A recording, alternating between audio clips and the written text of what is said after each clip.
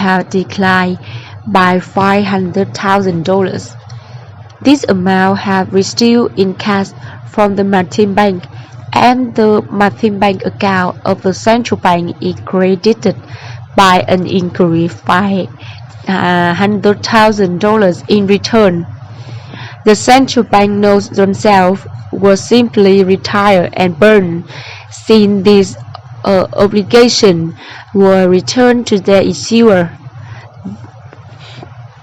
Thus, as a result of $500,000 of cash being deposited in the banks by the public, the Martin Bank have created $2.5 million in new bank deposits.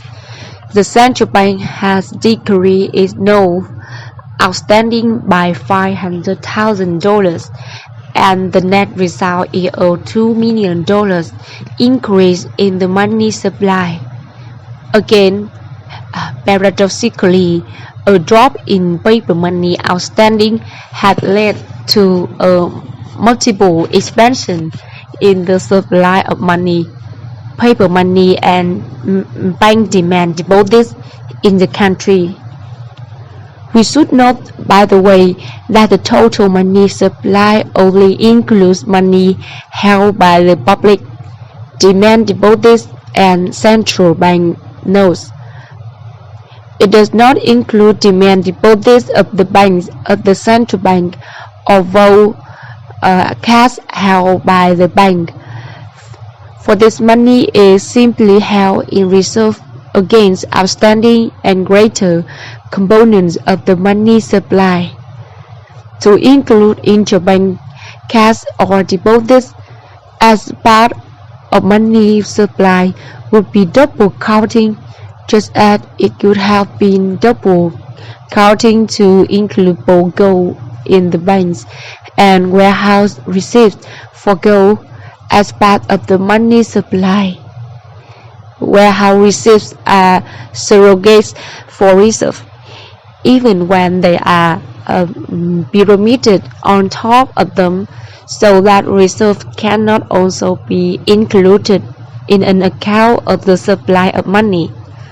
Under central banking, then the total plus of money and equal cash in the hands of the public plus demand deposits owned by the public. Cash in turn consists of gold, coin, or bullion among the public plus central bank notes. When a nation is taken off the gold standard, gold dollars or francs are no longer part of the money supply, and so the money supply equation becomes a central bank notes plus demand deposits. It is clear that even under central banking, if the public is or becomes unwilling to hold any money in bank deposits or notes and insists on using only gold, the inflationary potential of the banking system will be severely limited. Even if the public insists on holding bank notes rather than deposits, fractional reserve bank expansion will be highly limited. The more the public is willing to hold checking accounts rather than cash, the greater the inflationary potential of the central banking system. But what of the other limits on bank inflation that existed under free banking? True, the central bank, at least under the gold standard, can still go bankrupt if the public insists on cashing in their deposits and central bank paper for gold.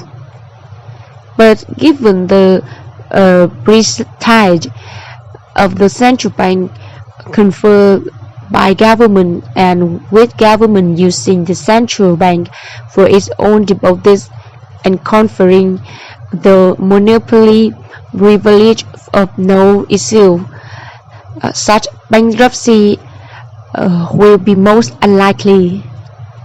Certainly, the parameters of bank inflation have been greatly widened.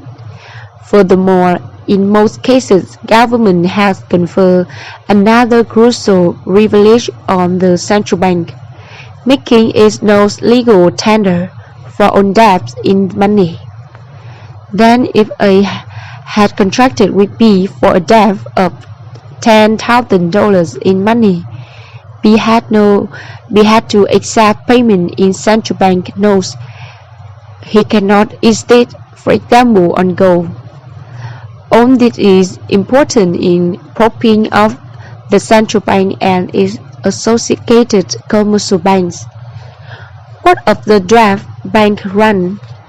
Cannot a bank still be subjected to drastic loss of confidence by its clients, and hence demand for redemption, either in gold or in central bank notes?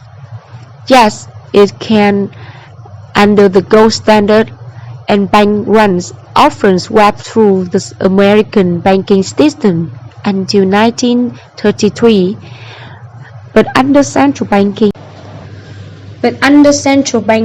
as contrasted to free banking, the central bank stands ready at all times to lend its vast resources and resources, to be, as an Englishman, Walter Bagehot called it in the mid-19th century, a lender of last resort.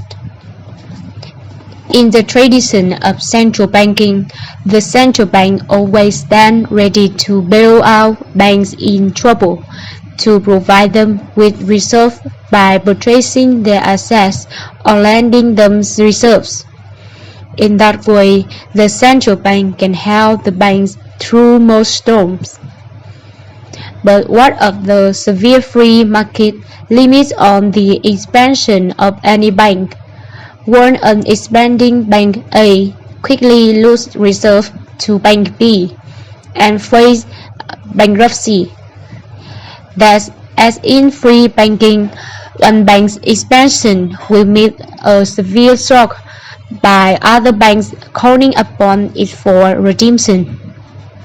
But now, under central banking, all banks can expand together, on top of new reserves that are pumped in across the board by the benevolent central bank.